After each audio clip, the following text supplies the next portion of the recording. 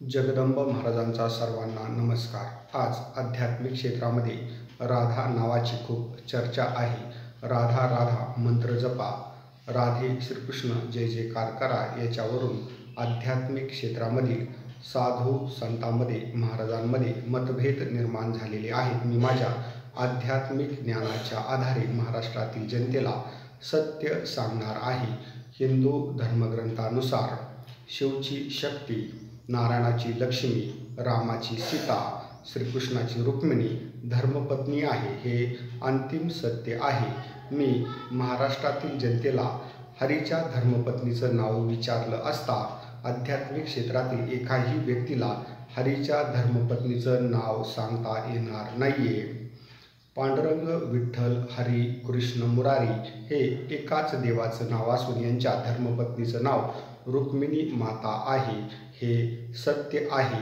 जो काही राधा राधा मंत्र जपा असं आध्यात्मिक क्षेत्रामधील काही धर्मगुरू सांगत आहेत, याच्यामध्ये प्रेमानंद महाराज सर्वात आघाडीवर आहेत। परंतु या महाराजांकडे आध्यात्मिक अज्ञान आहे असं मला वाटतं।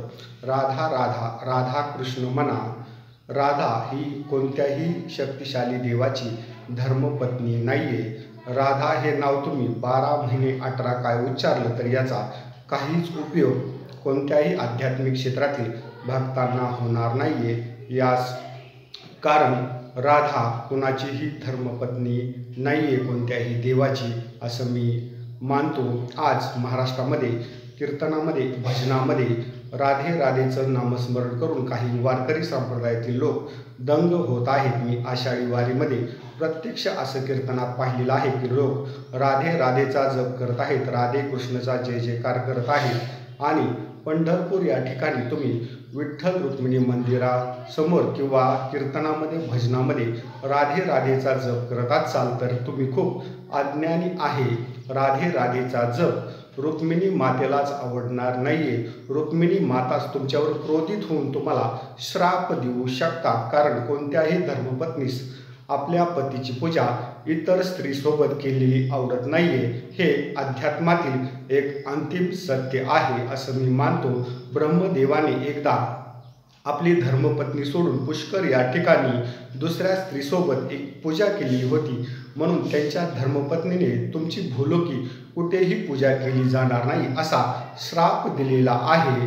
हाच नियम सर्व देवी देवतांना लागू होतो। तुम्ही रुक्मिणी माता सोडून श्रीकृष्णाची पूजा राधेसोबत केली किंवा राधे राधे नाम जप केला तर तो व्यर्थ जाईल आणि याचा आज आध्यात्मिक क्षेत्रातील हजारो लोकांना त्रास होत असेल असं मी आध्यात्मिक क्षेत्रातील एक देवीभक्त या नात्याने तुम्हाला सांगत आहे।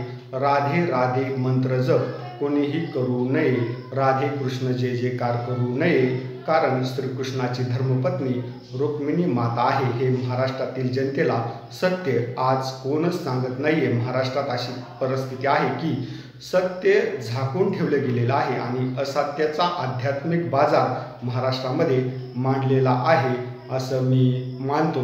जय भवानी, जय श्रीराम, जगदंब, हर हर महादेव, हर हर महादेव।